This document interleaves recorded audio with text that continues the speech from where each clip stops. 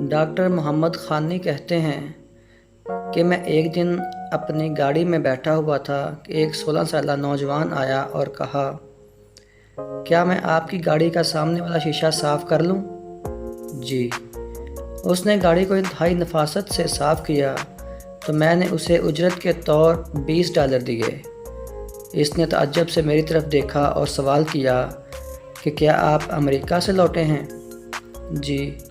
کیا میں آپ سے امریکہ کے یونیورسٹیوں کے متعلق سوال کر سکتا ہوں کہ وہاں پر صفائی کی کتنی اجرت ملتی ہے؟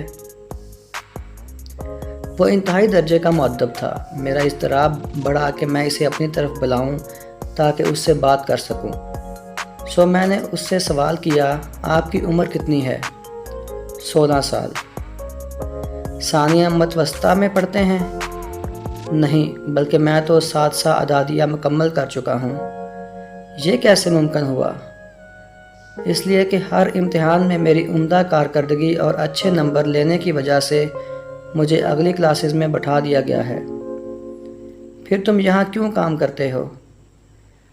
جب میں صرف 2 سال کا تھا تو میرے والد صاحب کا انتقال ہو گیا اور میری والدہ ایک گھر میں باورچی کی حیثیت سے کام کرتی ہیں۔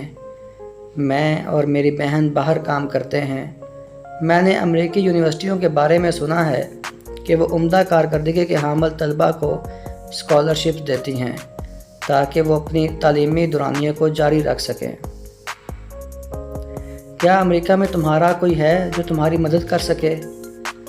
میں اپنے علاوہ کسی کو مددگار نہیں پاتا۔ چلو کھانا کھانے چلتے ہیں۔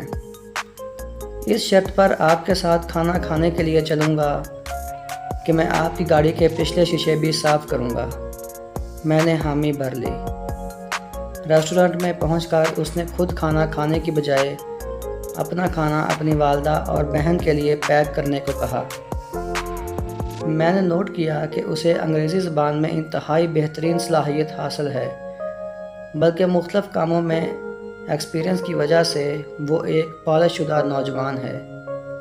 میں نے اسے اپنے ڈاکومنٹس گھر سے لانے کی بھرپور ترغیب دی اور اپنی استطاعت کے مطابق اس کے لیے کوشش کی۔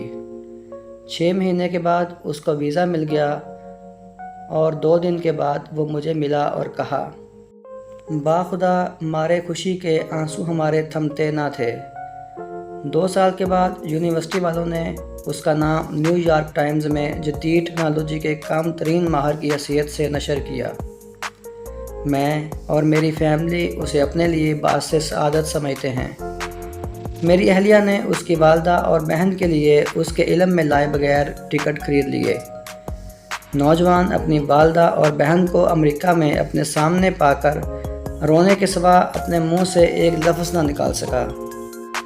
ایک دن میں اور میری اہلیہ گھر میں تھے کہ اس نوجوان کو دیکھا کہ گھر سے باہر میری گاڑی صاف کر رہا ہے۔ میں نے اسے اس کی اس طرح غیر متوقع آمد پر خوشی سے گلے لگایا اور کہا، تم یہ کیا کر رہے ہو؟ آپ مجھے رہنے دیجئے تاکہ میں اپنے آپ کو نہ بھول سکوں کہ میں اس سے قبل کیا تھا اور آپ نے میرے لیے کیا کیا ہے۔